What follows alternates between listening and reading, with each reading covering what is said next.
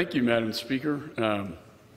I'd like to associate myself with the Speaker Pelosi's comments about we've been riding the dragon for too long.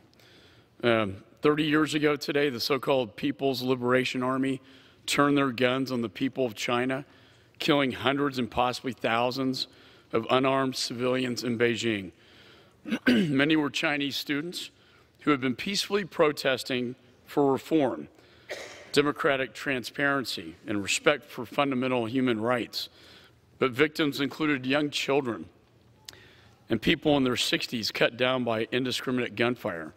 The dramatic days of May and June 1989 left the world with many indelible images. The huge expanse of Tiananmen Square packed with hundreds of thousands of people rallying for freedom. The 30-foot-tall goddess of democracy statue built by Beijing art students in the center of the square. The rush of tanks and armored personnel carriers into the area to quite literally crush the protest and protesters on June the 4th.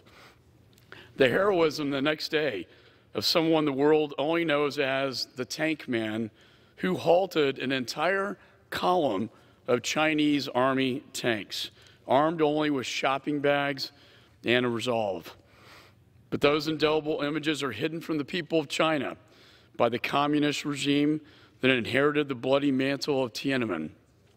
Hiding behind the Great Firewall, the Chinese government refuses to allow any reckoning with that history and fiercely quashes discussion, whether online or in public. Obsessed with control, it uses its massive Orwellian apparatus to try to erase the events of June 1989 from the memory of the world. But as John Adams once wrote, facts are stubborn things. So too are the memories of the many Chinese who experienced those events up close. Western journalists on the ground during the massacre reported that people on the streets of Beijing pleaded with them to tell the world what had happened there. Today's resolution is a continuation of that sacred charge. So I want to thank all the bipartisan authors of the House Resolution 393 and Mr. McGovern, Mr. Smith, for giving this House a renewed opportunity to testify to the true events of June 1989, to tell and call for a just and open accounting for the Tiananmen massacre, and to condemn serious ongoing human rights violations by the government of China. Dictators need to understand that freedom can only be held back for a finite period of time.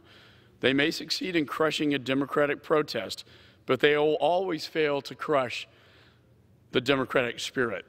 So I'm proud to stand with the people of China who want to break the chains of communist oppression. And I urge support for this resolution and reserve the balance of my time. The gentleman reserves. The gentleman from New Jersey.